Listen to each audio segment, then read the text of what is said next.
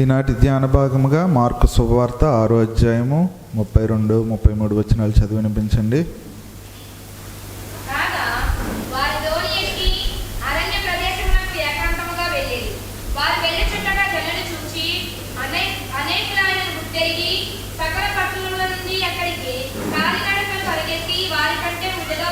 దేవునికి స్తోత్రం. హల్లెలూయా. విస్మయం పొందే వింతలు అనే శీర్షికన యేసుక్రీస్తు ప్రభువు వారు శరీరధారిగా ఉన్న సమయాల్లో ఆయన చేసిన వింతలు, అద్భుతాలు, ఆశ్చర్య కార్యాలను గురించి మనం కొన్ని వారాలుగా చర్చిస్తూ వస్తున్నాం. మరి ఈరోజు దేవుడు తన వాక్యము ద్వారా మనతో మాట్లాడునుగాక. దేవునికి స్తోత్రం. హల్లెలూయా.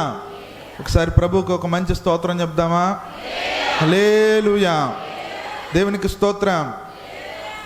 ఇక్కడ ఎంతమంది తరచూ ప్రయాణాలు చేస్తారో ఒకసారి చేతులు ఎత్తండి.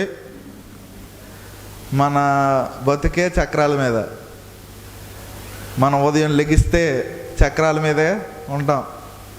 రకరకాల ప్రయాణాలు చేస్తూ ఉంటాం. ప్రయాణాలు చేసే వాళ్ళందరికీ ఒక నిర్దిష్టమైన గమ్యం అంటూ ఉంటుంది. ఒక గమ్యాన్ని పెట్టుకొని ఆ గమ్యానికి ప్రయాణం చేస్తూ ఉంటాం.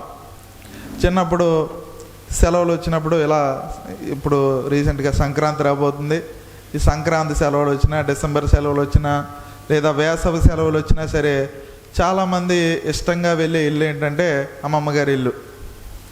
అమ్మమ్మ గారి ఇంటికి వెళ్ళడానికి చిన్నప్పుడు ఎంతో ఉత్సాహంగా ఉండేది. ఆ అమ్మమ్మ ఇంటికి వెళ్ళేటప్పుడు, లేదా మన గ్రాండ్ పేరెంట్స్ ఇంటికి వెళ్ళినప్పుడు ఆ మార్గం తల్లిదండ్రులతో కలిసి ప్రయాణం చేస్తున్నప్పుడు ఎంతో ఆహ్లాదంగా ఉండేది. అవును, నిజమే, గమ్యస్థానం ముఖ్యమే. కానీ ఆ ప్రయాణం మధ్యలో మనం ఎదురయ్యే అనుభవాలు, ఆ ప్రయాణం మధ్యలో మనం చెందే అనుభూతులు, ఆ ప్రయాణం మధ్యలో మనం తినే ఆహారం, బస్ స్టాప్లో ఆగినప్పుడు ఆ పాప్కార్న్ ప్యాకెట్ కోసమో, ఆ దిల్ పసంద్ కోసమో, ఆ కూల్ డ్రింక్ కోసమో, ఆ కోక్ టిన్ కోసమో, లేదా ఏదన్నా ఒక కొబ్బరి కోసమో, ఏదో ఒక స్వీట్ కోసమో మనం చేసిన అల్లరి, ఆ మార్గం, ఆ ప్రయాణ మార్గం ఎంతో అద్భుతంగా, ఎంతో రమ్యంగా మనకు అనిపిస్తూ ఉంటుంది. గమ్యస్థానం చేరిన తర్వాత మనం మాట్లాడింది కూడా ప్రయాణం ఎలా జరిగిందండి అని అడుగుతారు చాలామంది. ఒకప్పుడు, ఎందుకంటే ఇప్పుడు కూడా అడుగుతారు చాలామంది, ప్రయాణం ఎలా జరిగింది, బాగా జరిగిందా? ఎవరైనా సరే చుట్టాలు రాగానే మీరు ఎలా ఉన్నారు, ప్రయాణం బాగా జరిగిందా అని అడుగుతారు. ఎందుకు?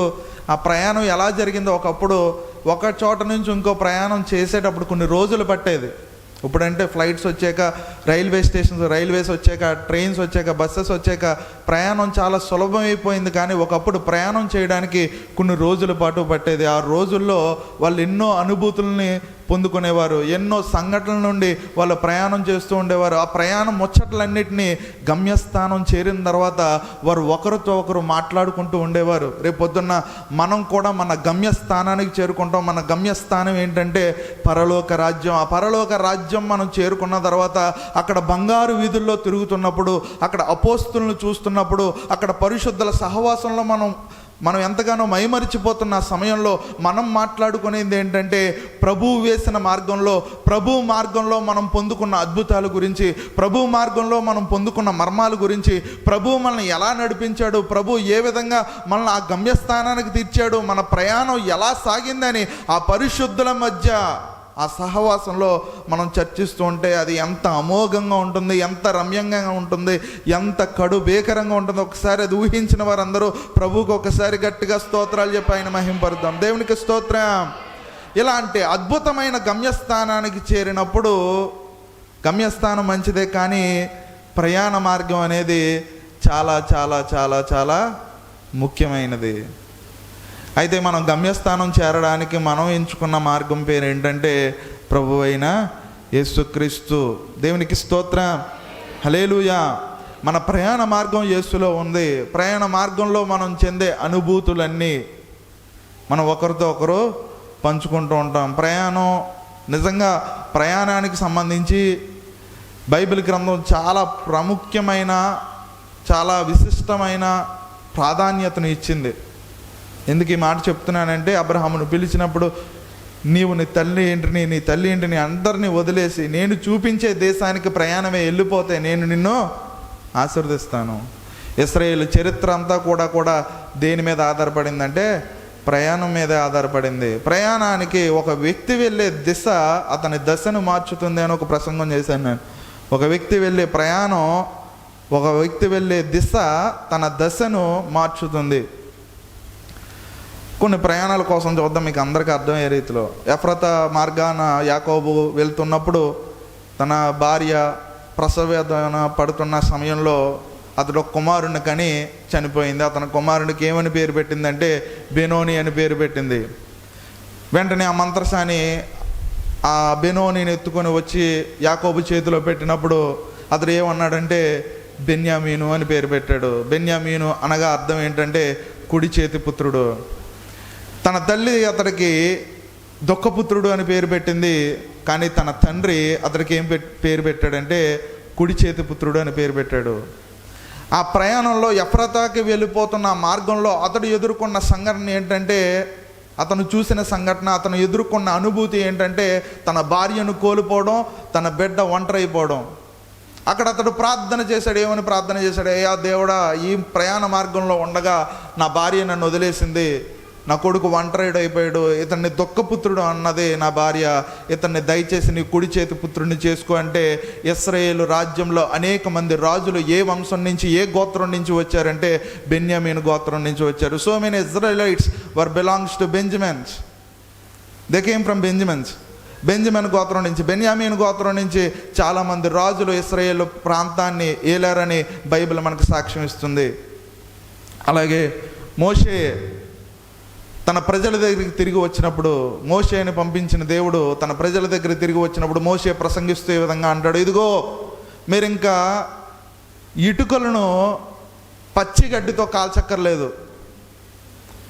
మీరు ఒకరికి బానిసత్వం చేయక్కర్లేదు, మీరు బానిసలుగా బ్రతకక్కర్లేదు, వెట్టి చాకరీ చేయక్కర్లేదు, టైము రైము లేకుండా ఇష్టానుసారంగా పని చేయించుకునే పెత్తందారులు మీ మీద ఉండరు. మిమ్మల్ని ఎక్కడికి తీసుకువెళ్ళబోతున్నాడంటే మీ దేవుడు అద్భుతమైన పాలు తేనెలు ప్రవహించే కనాను దేశానికి మిమ్మల్ని తీసుకొని వెళ్తున్నాడు. అక్కడ ఒక్కొక్క ద్రాక్ష గల ఎంతెంత ఉంటుందంటే, ఒక పెద్ద బండరాయి ఎంతైతే ఉంటుందో అంత పెద్ద పెద్ద ద్రాక్ష గలలు, అద్భుతమైన ద్రాక్ష రసము, అద్భుతమైన పాలు తేనెలు ప్రవహించే దేశంలోకి, సొంత ఇల్లులో మీరు కట్టని ఇళ్లలోకి మిమ్మల్ని నడిపించబోతున్నాడని ప్రయాణం తీసిన ఆ మార్గంలో అతడు కనాను చూడలేదు, కానీ ప్రయాణంలో అతడు ఏం తెలుసుకున్నాడంటే దేవుణ్ణి అర్థం చేసుకోగలిగాడు. కానాను చేరకపోవచ్చు, కానీ అతని ప్రయాణ మార్గంలో అతడు పొందుకున్న అనుభూతులు, అనుభవాలు ఎంతో అమోఘమైనవి. దేవునికి స్తోత్రం.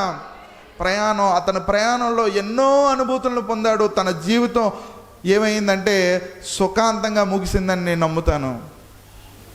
అలాగే ఒక ఇద్దరు యెరూషలేముకి దగ్గరలో ఉన్న ఒక పల్లెటూరికి యేసుక్రీస్తు ప్రభు చనిపోయిన ఒక 3 రోజులకి నడుచుకొని వెళ్తున్నప్పుడు యమాయి అనే ప్రాంతానికి వెళ్ళేటప్పుడు అందులో ఒక క్లయోపా అనే వ్యక్తి అక్కడ ఉన్న కరెంట్ ఈవెంట్స్ గురించి మాట్లాడుతూ ఉంటాడు. ఏమైనా మాట్లాడుతూ ఉంటాడంటే, ఇదిగో యేసుక్రీస్తు ప్రభు, నజరేయుడైన యేసుక్రీస్తు ప్రభు చనిపోయాడు. అతడు దేవుని ఎదుట, ప్రజల ఎదుట ఒక మంచి ప్రవక్త. అతన్ని ఏం చేశారంటే మన శాస్త్రులు, బోధకులు, పరిచయులు అందరూ కలిసి ఏం చేశారంటే సిలువేసేశారు అని. ప్రయాణం మధ్యలో కరెంట్ ఈవెంట్స్ గురించి వాళ్ళిద్దరూ మాట్లాడుకుంటూ వెళ్తున్నారు యెరూషలేము దగ్గర ప్రాంతంలో. వాళ్ళు నడుచుకుంటా యేసుక్రీస్తు ప్రభు కోసం మాట్లాడుకుంటున్నప్పుడు ప్రయాణం మధ్యలో వారికి ఎవరు కనిపించారంటే యేసుక్రీస్తు ప్రభు మారు వేషంలో కనిపించారు. వాళ్ళు కళ్ళు మూసేసేటట్టు దేవుడు యేసుక్రీస్తు ప్రభును గుర్తుపట్టలేని పరిస్థితిలో ఉన్నారు. యేసుక్రీస్తు ప్రభు వారితో మాట్లాడుతున్నప్పుడు, రొట్టె విరిచి వారికి ఇచ్చినప్పుడు వారి కళ్ళు తెరవబడిన తర్వాత, ఇదిగో ఈ మాటలు ఆయన మనతో మాట్లాడుతున్నప్పుడు మన హృదయం మండలేదా అని వారు పలికింది ఎవరి కోసం అంటే యేసుక్రీస్తు ప్రభు కోసం. ఈ విషయాలన్నీ వారికి ఎక్కడ తగిలాయంటే, వాళ్ళు ఎక్కడున్నారు? ప్రయాణం మధ్యలో ఉన్నారు. గమ్యస్థానాన్ని చేర్చారా? ఇంకా చేరలేదు. కానీ ప్రయాణ మార్గంలో మనం పొందుకున్న అనుభవాలు ఎంతో అమోఘమైనవి. ఈరోజు ప్రభుతో మనం ప్రయాణం చేస్తున్నాం. ఈ ప్రభుతో మనం చేసే ఈ ప్రయాణం ఏదైతే ఉందో, రేపు పొద్దున్న పరలోక రాజ్యం వెళ్ళిన తర్వాత ఈ ప్రయాణం గురించి మనం ఆ పరిశుద్ధుల అందరి ఎదుట సగౌరవంగా చెప్పగలుగుతాం. దేవునికి స్తోత్రం, హల్లెలూయా. అయితే ప్రయాణము చేసేటప్పుడు పొందే అనుభూతులన్నీ ముఖ్యమైనవి కావా? ఎంతో ప్రాధాన్యత సంతరించుకున్న ఆ సంఘటనలన్నింటినీ. దేవునికి స్తోత్రం. అయితే ఇలాగే యేసుక్రీస్తు ప్రభు ప్రయాణమై తన శిష్యులతో పాటు అరణ్య ప్రాంతానికి, సింపుల్గా చెప్పాలంటే ఎడారి ప్రాంతానికి వెళ్ళిపోయారట. ఎడారి ప్రాంతానికి వెళ్ళిపోయినప్పుడు జనులందరూ కలిసి ఎక్కడికి వెళ్ళారట? ఎడారికి వెళ్ళారట. ఒకసారి ఆ జనులందరికీ చప్పట్లు కొడతారా? ఏ మొక్క పెరగని ఎడారికి, ఏ నీళ్ళు దొరకని ఎడారికి, ఏ జనసంచారం లేని ఎడారికి, విషసర్పాలు తిరిగే ఎడారికి, ఆహారం దొరకని ఎడారికి ఎవరి కోసం వెళ్ళిపోయారయ్యా అంటే యేసుక్రీస్తు ప్రభువు కోసం. ఒకలా, ఇద్దరా, ముగ్గురా అంటే ఇంచుమించు 5,000 మంది పురుషులు, లెక్కలేనంత మంది స్త్రీలు, లెక్కలేనంత మంది చిన్నపిల్లలు కలిసి ఎక్కడికి వెళ్ళిపోయారు అంటే అరణ్య మార్గానికి, అరణ్య ప్రదేశానికి వెళ్ళిపోయారట. దేవునికి స్తోత్రం, హల్లెలూయా. చాలామంది ప్రభువుని వెంబడించడానికి లేదా ప్రభువుని కలుసుకోవడానికి, ప్రభు దగ్గరికి వెళ్ళడానికి ఎప్పుడు వస్తారు అంటే ఒక అద్భుతమైన ఆశీర్వాదకరమైన మార్గంలోకి వెళ్ళినప్పుడు అందరూ ప్రభువుని వెంబడిస్తారు. కానీ ఎడారి ప్రాంతానికి రమ్మంటే ఎవరు రారు. ఆయన ఎడారి ప్రాంతానికి, అరణ్య ప్రాంతానికి వెళ్ళిపోతున్నాడు అని తెలిసి అనేక మంది జన సమూహం ఎక్కడికి వచ్చారట? అరణ్య ప్రాంతానికి వచ్చారట, ఎడారికి వచ్చేసారట. ఇక్కడే ఒక బోధకుడికి నాయకుడికి మధ్య తేడా కనిపిస్తుంది.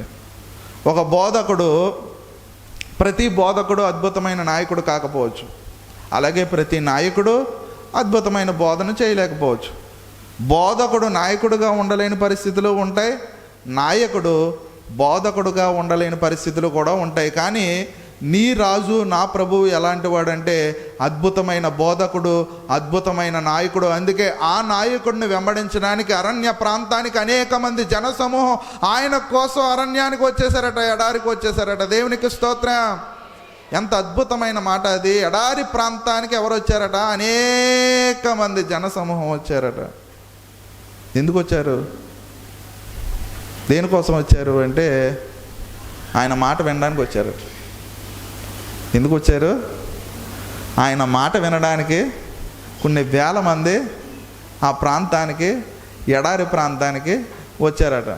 వాళ్ళకి మనకు నీళ్లు దొరకవే అనే భయం లేదు, మనకు ఆహారం దొరకదే అనే భయం లేదు, ఎవరు ఉండరే, అడ్రస్ తెలియదని భయం లేదు, ఎవరూ లేని ప్రాంతానికి మనం ఎందుకు వెళ్ళాలనే భయం లేదు, మన పని వదిలేసుకొని ఎందుకు వెళ్ళాలి, మన కుటుంబాన్ని వదిలేసుకొని ఎందుకు వెళ్ళాలి, మన ఇళ్ళలను వదిలేసుకొని ఎందుకు వెళ్ళాలి, ఈ పట్టణాలను వదిలేసుకొని, పల్లెలను వదిలేసుకొని, అందరినీ వదిలేసుకొని ఎడారి ప్రాంతానికి ఎందుకు వెళ్ళిపోయాలి అంటే అక్కడ ఒకరు మాట్లాడుతున్నారు. ఎవరు మాట్లాడుతున్నారట అంటే యేసుక్రీస్తు ప్రభువు మాట్లాడుతున్నాడు. ఆయన మాట్లాడేటప్పుడు వాళ్ళందరూ విస్మయం పొంది అలాగే ఆయన మాటల కోసం ఉండిపోయారట.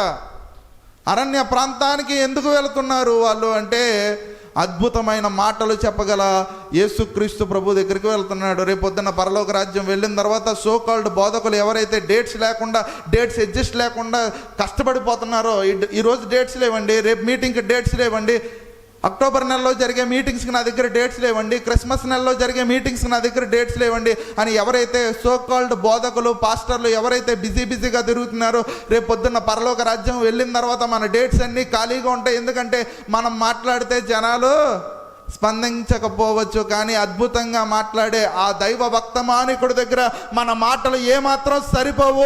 ఆయన మాట్లాడితే జీవం కలుగుతుంది, ఆయన మాట్లాడితే స్వస్థత కలుగుతుంది, ఆయన మాట్లాడితే విడుదల కలుగుతుంది, ఆయన మాట్లాడితే విమోచన కలుగుతుంది, ఆయన మాటలో ప్రభావం, ఆయన మాటలో శక్తి, ఆయన మాటలో ఆత్మ, ఆయన మాటలో పరిశుద్ధాత్మ, ఆయన మాటలో తీవ్రత, ఆయన మాట్లాడితే విడుదల. అంత అద్భుతమైన మాటల కోసం అందరూ ఒక చోటకి కూడి వస్తున్నారు. ఆ మార్గం పేరు ఏంటంటే ఎడారి మార్గం.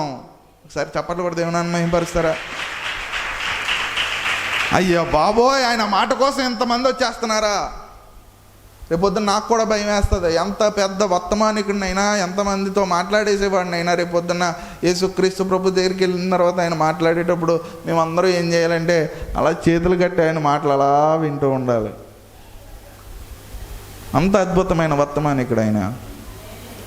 ఆయన ఖండించగలడు, బోధించగలడు, బుద్ధి చెప్పగలడు, లాలించగలడు. అనేకమైన ఉపమానాలతో మాట్లాడగలడు. ఆయన మాట్లాడేటప్పుడు ఎవరైనా ఎంత తెలివైన వాడైనా నోరు ఎల్లగట్టుకుని వినాలే తప్ప ఆయన మాటకి ప్రతిస్పందించే పరిస్థితి ఉండదు. ఆయన అద్భుతమైన నాయకుడు, అదేవిధంగా అద్భుతమైన బోధకుడు. ఇలాంటి అద్భుతమైన నాయకుడి దగ్గరికి, ఇలాంటి అద్భుతమైన బోధకుడి దగ్గరికి కొన్ని వేల మంది జనం వచ్చి కూర్చొని ఉన్న ఆ సమయంలో వాళ్ళందరూ ఆయన మాటలను వింటున్నారు. ఆయన మాట కోసం అరణ్య ప్రదేశానికి వచ్చేసారు. ఎందుకు ఆయన మాట కోసం అంతలా ఎందుకు వచ్చేయాలి? చాలామంది ఆ సమయంలో సినగాగులో చాలామంది శాస్త్రులు ఉన్నారు, చాలామంది పరిచయులు ఉన్నారు, చాలామంది బోధకులు ఉన్నారు. ఎందుకు యేసుక్రీస్తు ప్రభు కోసం అంత తీవ్రంగా అన్ని వేల మంది జనం ఎక్కడ ఫుడ్ దొరకని ప్రాంతానికి ఎందుకు వచ్చేయాలి అంటే, ఆయన కాకపోతే ఎవరో ఒక చనిపోయిన లాజర్ను బయటకు రమ్మనగలడు, ఆయన కాకపోతే ఎవరో గాలిని తుఫానును గద్దించగలడు, ఆయన కాకపోతే ఎవరో దయ్యాలను వెళ్ళగొట్టగలడు, ఆయన కాకపోతే ఎవరు ఒక సమస్య కోసం బయలుదేరిన తర్వాత ఇంకో సమస్య దారి మధ్యలో వచ్చినప్పుడు ఆ సమస్యను కూడా కేవలం తన వస్త్రపు చెంగులతోనే పరిష్కరించేసే అతను కాకపోతే ఇంకెవరు?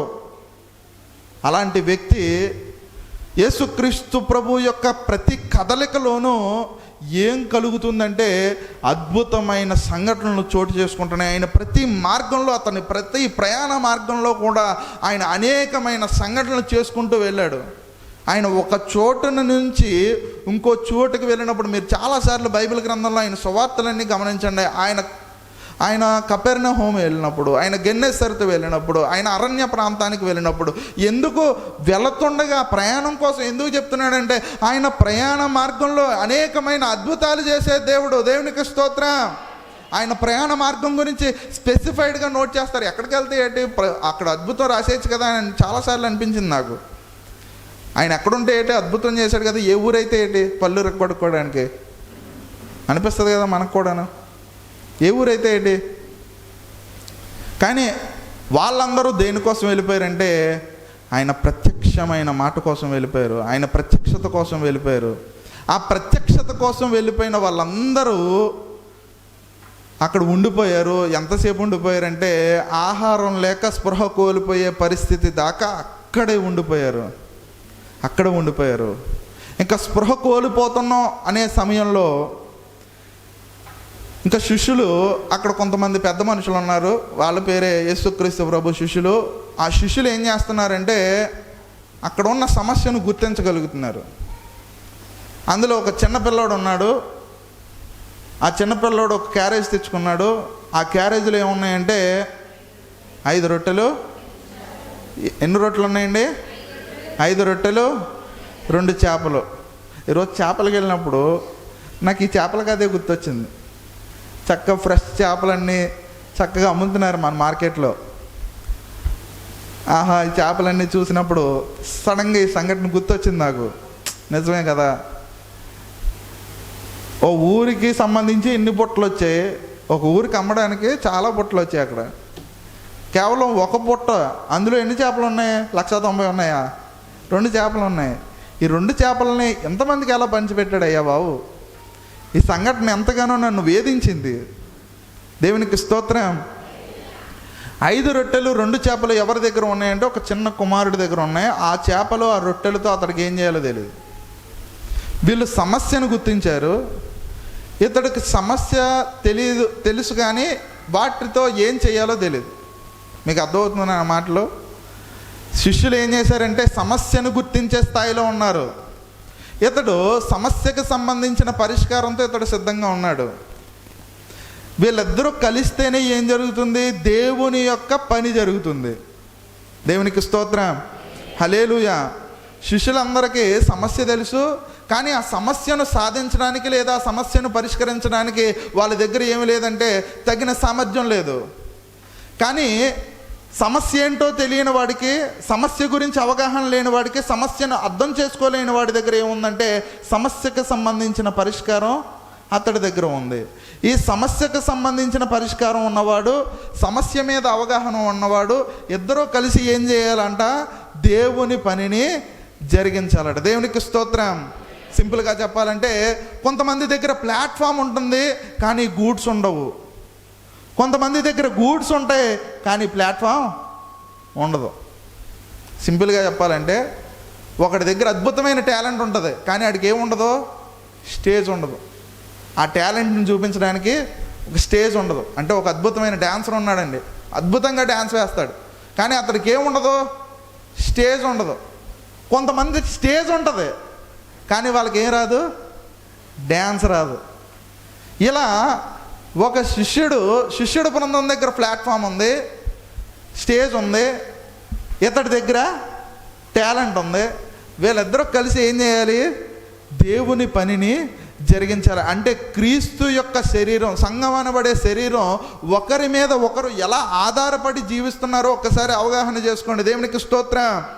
ఇక్కడ శిష్యులు చాలా ఒక తరానికి సంబంధించిన వ్యక్తులు శిష్యులు, ఇంకో తరానికి సంబంధించిన వ్యక్తి చిన్న బాలుడు, ఒక తరానికి సంబంధించిన శిష్యులు ఇంకో తరానికి సంబంధించిన వ్యక్తితో వీళ్ళిద్దరూ కలిసి వారు ఏక అనుభవంతో ఏం చేయగలగాలంటే దేవుని పనిని ముందుకు తీసుకొని వెళ్ళాలి. దేవునికి స్తోత్రం.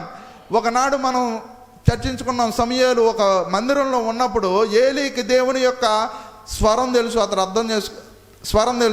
అర్థం చేసుకోగలడు.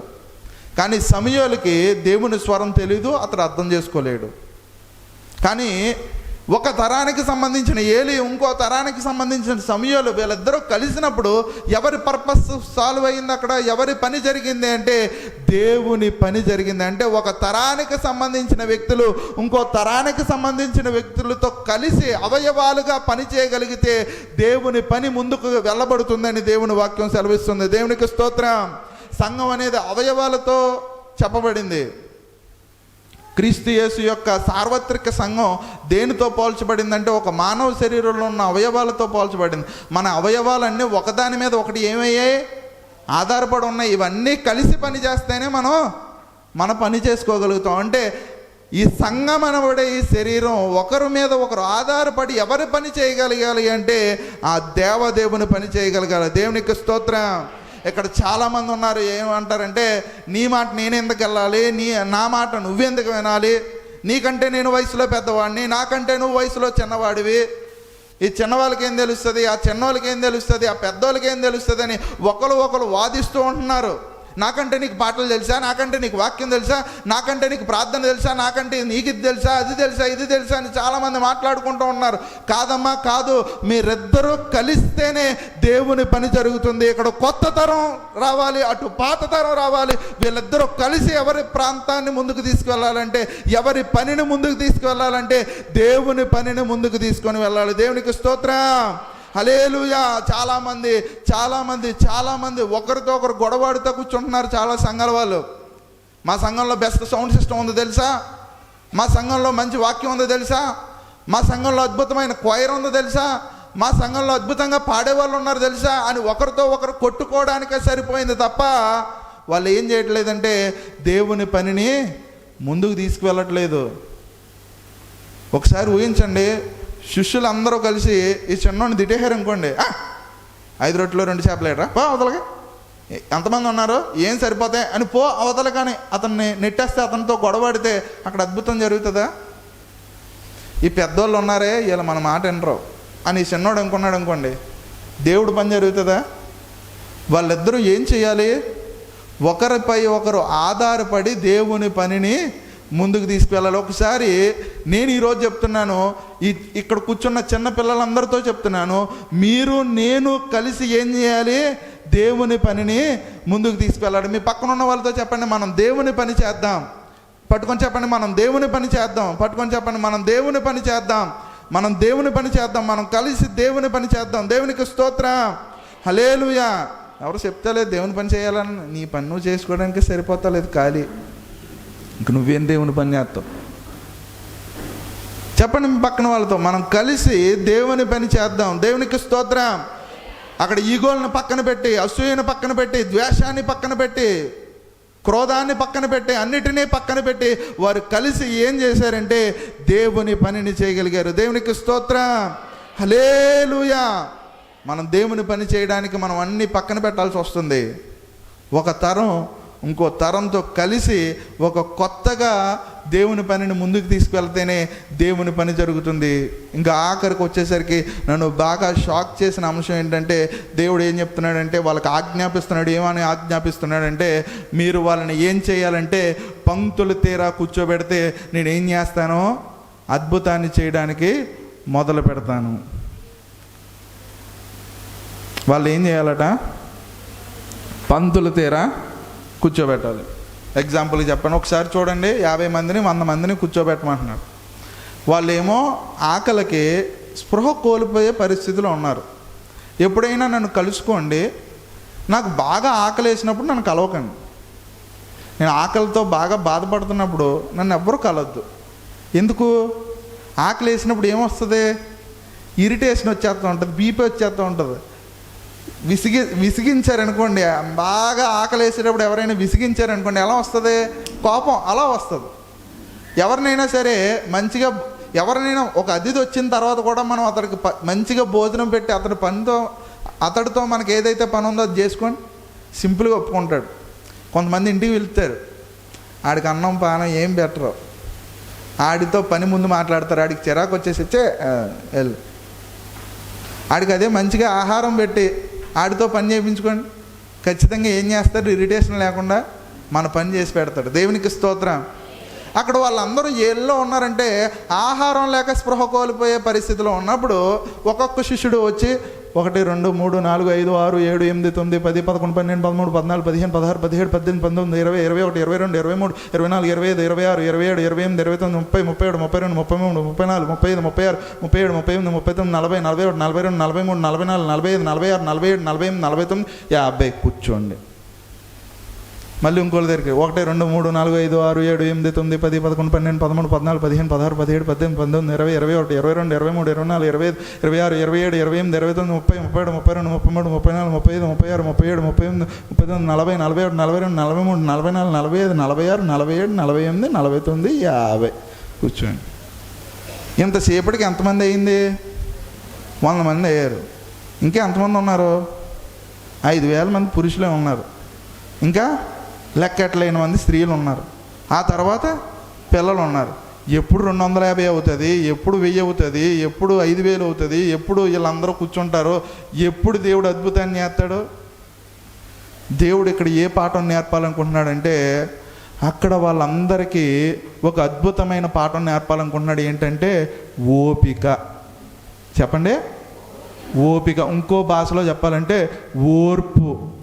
అది ఉండదు, అస్సలు ఉండదు. చిన్న ప్రతికూలత జరిగితే చాలు మనకేం పోతుందంటే ఎక్కడ లేని ఓపిక అంతా పోతుంది. దేవుడు తన శిష్యులకి నేర్పించే మొట్టమొదటి పాఠం ఏదైనా ఉంది అంటే, ఈరోజు డివైన్ ప్రేయర్ సెంటర్లో నేర్చుకోవాల్సిన పాఠం కూడా ఏదైనా ఉందంటే అది ఓర్పు, ఓపిక, పేషియన్స్. ఓర్పు పట్టండి, ఓపిక పట్టండి. నీకున్న ఎమర్జెన్సీని బట్టి దేవుడు కార్యం చేశాడు. అతడు సమయానికి, తగిన సమయానికి ఏదైతే చేయాలో ఆ కార్యాన్ని సమయానుకూలంగా చేస్తాడు ఆయన. నమ్మిన వారు ఒకసారి గట్టిగా స్తోత్రం చెప్తారా? ఆయన తన ప్రియులకి ఏం చేస్తాడంటే ప్రతిదీ సమయానికి సమకూర్చి జరిగిస్తాడు. నువ్వు కంగారు పడిపోతాను, నువ్వు బంబేలు ఎత్తేస్తాను, నువ్వు ప్రార్థన చేసేస్తాను, నువ్వు ఏడ్చేస్తాను, నువ్వు గోలబెడతానో చేయడు.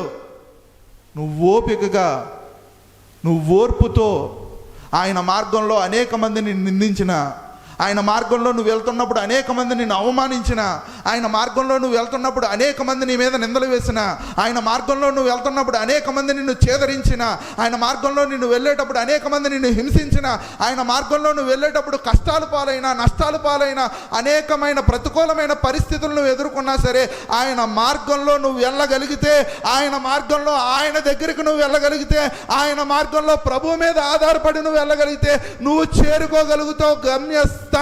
దేవునికి స్తోత్రం. గట్టిగా చప్పట్లు కూడా దేవుని మహింపరచడానికి కాకపోతే ఎందుకు వస్తున్నావు దేవుని సన్నిధికి? దేవునికి స్తోత్రం. ఆయన మార్గంలో వెళ్తున్నప్పుడు మనకి చివాట్లు రావట్లేదా? ఆయన మార్గంలో వెళ్ళేటప్పుడు మనకి చెప్పు దెబ్బలు రావట్లేదా? ఆయన మార్గంలో వెళ్ళేటప్పుడు బెత్తాలతో మనల్ని కొట్టట్లేదా? ఆయన మార్గంలో వెళ్ళేటప్పుడు లేనిపోని నిందలు మనకు అంటగట్టట్లేదా? కానీ ఇంకా దేనికి ఆయన మార్గంలో వెళ్తున్నాం అంటే ఆ దేవదేవుడు నాకు తోడుగా ఉన్నాడు కాబట్టి